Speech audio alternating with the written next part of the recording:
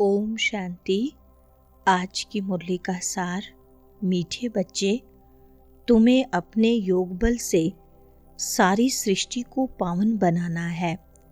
तुम योग बल से ही माया पर जीत पाकर जगत जीत बन सकते हो। प्रश्न है, बाप का पार्ट क्या है? उस पार्ट को तुम बच्चों ने किस आधार पर जाना है? उत्तर है, बाप का पार्ट है सबके दुख हरकर सुख देना, रावण की जंजीरों से छुड़ाना। जब बाप आते हैं तो भक्ति की रात पूरी होती है। बाप तुम्हें स्वयं अपना और अपनी जायदाद का परिचय देते हैं। तुम एक बाप को जानने से ही सब कुछ जान जाते हो। सुनते हैं मुख्य पॉइंट्स। पहली पॉइंट, हमारा बाबा आया हुआ है ड्रामा प्लान अनुसार। बाप आते भी हैं रात्रि में। कब आते हैं उसकी तिथि तारीख कोई नहीं है। तिथि तारीख उनकी होती है जो लौकिक जन्म लेते हैं। यह तो है पारलौकिक बाप। श्री कृष्ण की तिथि तारीख समय आदि सब देते हैं। इनका तो कहा जाता है दिव्य जन्म। बाप इनमें प्रवेश कर बताते हैं कि यह बेहद का ड्रामा है। उसमें आधा कल्प है रात। जब रात अर्थात घोर अंधियारा होता है तब मैं आता हूँ। दूसरी पॉइंट, गीता में है भगवानुवाच, परंतु भगवान मनुष्य हो नहीं सकता। श्री कृष्ण भी दैवी गुणों वाला है। यह मनुष्य लोक है, यह देवलोक नहीं है। बाप ही आकर सुनाते हैं, ब्राह्मण ही सुनते हैं और कोई नहीं सुनते। अब इनको रचता भी नहीं कहेंगे। नई रचना कोई रचते नहीं हैं, सिर्फ रेजुनेट करते हैं। बुलाते भी हैं, हे बाबा पति दुनिया में आकर हमको पावन बनाओ। अभी तुमको पावन बना रहे हैं। तुम फिर योग बल से इस सृष्टि को पावन बना रहे हो। तीसरी पॉइंट, तुम आत्माओं को अब यह मालूम है कि हमारा घर शांति धाम है। यहाँ हम पार्ट बजाने आए हैं। यह खेल है सुख और दुख का। तुम जानते हो पहले हम स्वर्ग में थे, फिर उतरते उतरते आकर नीचे हेल में पड़े हैं। तुम बाप को जानने से बाप द्वारा सब कुछ जान गए हो। मनुष्य भगवान को ढूंढने के लिए कितना धक्का खाते हैं। बाप को जानते ही नहीं। जाने तब जब बाप आकर अपना और जायदाद का परिचय दें। चौथी पॉइंट, बेहद की सारी दुनिया का रचयिता एक ही बाप है। बाकी सब है उनकी रचना या हद के रचयिता। मनुष्य बाप को नहीं जानते हैं तो किसको याद करें? इसलिए बाप कहते हैं कितने निधन के बन पड़े हैं। यह भी ड्रामा में नूंद है। भक्ति और ज्ञान दोनों में सबसे श्रेष्ठ कर्म है दान करना। भक्ति मार्ग में ईश्वर अर्थ दान करते हैं। किस लिए? समझते हैं जैसा कर्म करेंगे वैसा फल दूसरे जन्म में पाएंगे। इस जन्म में जो करेंगे उसका फल दूसरे जन्म में पाएंगे, जन्म जन्मांतर नहीं पाएंगे। पांचवें पॉइंट, दानी को पुण्य आत्मा कहा जाता है। भारत को महादानी कहा जाता है। भारत में जितना दान होता है उतना और कोई खंड में नहीं। बाप भी आकर बच्चों को दान करते हैं। बच्चे फिर बाप को दान करते हैं। कहते हैं बाबा आप आएंगे तो हम अपना तन मन धन सब आपके हवाले कर देंगे। आप बगैर हमारा कोई नहीं। बाप भी कहते हैं मेरे लिए तुम बच्चे ही हो। मुझे कहते ही हैं हेवनली गॉड फादर।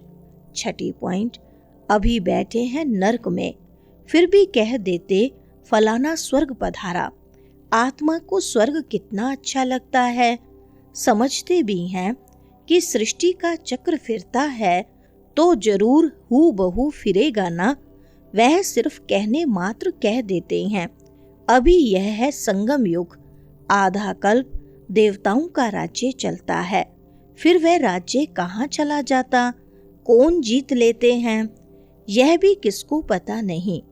बाप कहते हैं रावण जीत लेता है। उन्होंने फिर देवताओं और असुरों की लड़ाई बैठ दिखाई है। 7वीं पॉइंट, यह रावण सबसे पुराना दुश्मन होने के कारण तुम सदैव जलाते आए हो, परंतु तुमको पता नहीं है।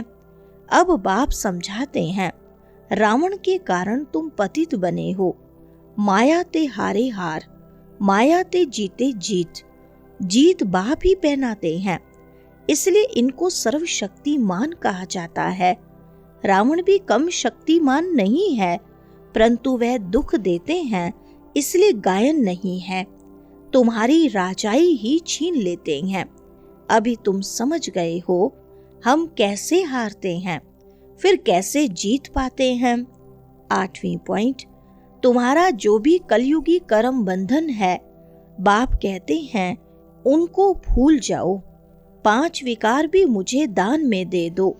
तुम जो मेरा मेरा करते आए हो, मेरा पति, मेरा फलाना, यह सब भूलते जाओ।